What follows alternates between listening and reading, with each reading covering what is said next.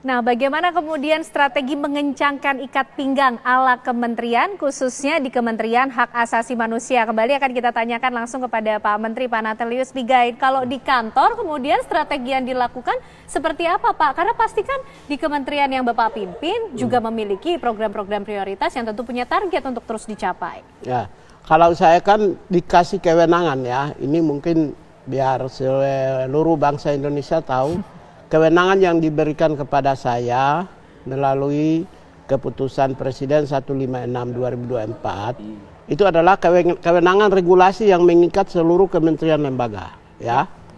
Begitu saya keluarkan regulasi, itu maka mengikat semua kementerian lembaga terkait dengan HAM.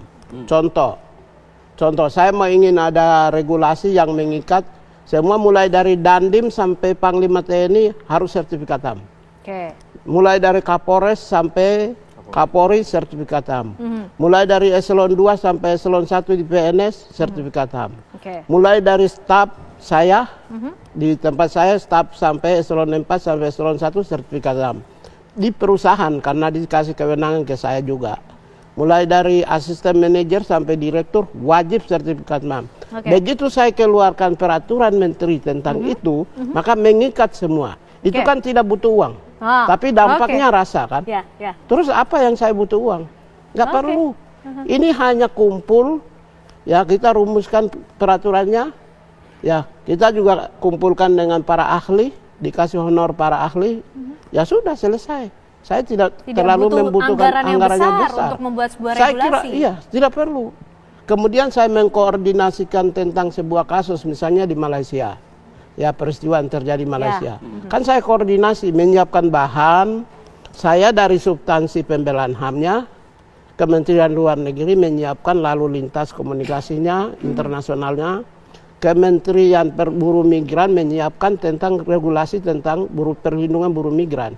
Saya dari Human Rights, karena tingkat ASEAN kami punya jaringan dan di Malaysia itu namanya SUHAKAM, Institusi Hak Asasi Manusia.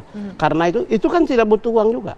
Saya hanya kirim surat kan, melalui fax juga bisa, kirim hanya satu staf, kirim ke kementerian namanya kantor Perdana Menteri atau SUHAKAM, serahkan surat dari kami. Jadi sebenarnya banyak cara yang bisa dilakukan bisa. Untuk bisa Terus yang berikut saya mau sampaikan, ya? kalau saya mau mendidik pendidikan misalnya, kami punya instansi pemerintah.